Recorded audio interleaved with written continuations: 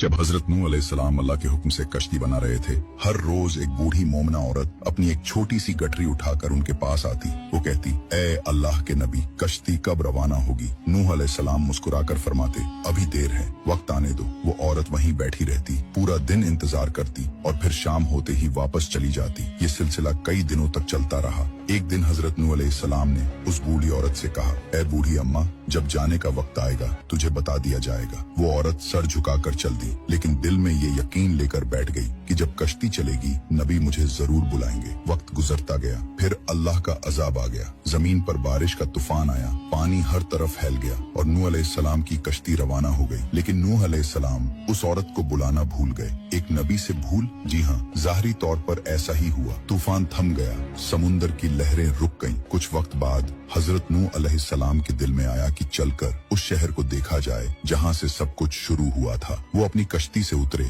और शहर की तरफ चले। जब शहर पहुँचे तो देखा हर तरफ वीरानी थी, तबाही थी, मगर एक कोने में एक झोपड़ी से रोशनी आ रही थी। एक दिया जल रहा था। नूह अलैहिस्सलाम हैरान हुए, इतना बड़ा तूफान आया, सब कुछ डूब गया, लेकिन ये दिया कैसे जल रहा है? उन्होंने जोर से अल्लाहू अकबर की तकबीर लगाई। झोपड़ी का पर्दा उठा। वही बूढ़ी औरत गठरी उठाए बाहर आई और बड़ी मासूमियत से बोली, या नबी अल्लाह, क्या कश्ती अब तैयार है? चले। नूह अलैहिस्सलाम की आंखें हैरत से फैल गईं। उन्होंने कहा, ए बूढ़ी अम्मा, तुझे कुछ भी पता नहीं चला? बूढ़ी औरत ने सादा दिली से जवाब दिया, क्या नहीं पता चला या नबी अल्लाह? नूह अलैहिस्सलाम बोले, इतना बड़ा तूफान आया, दुनिया डूब गई, बारिशें बरसी, लोगों पर अजाब आ गया और तुझे कुछ खबर नहीं? वो औरत बड़ी सादगी से बोली, या नबी अल्लाह, एक दिन बादल कुछ गरजे थे और हल्की सी फुहार पड़ी थी बस। नूह अलैहिस्सलाम ने आसमान की तरफ देखा और कहा, ए मेरे रब, ये क्या माजरा है? तब अल्लाह ताला ने हजरत नूह अलैहिस्सलाम पर वही नाजिल फरमाई,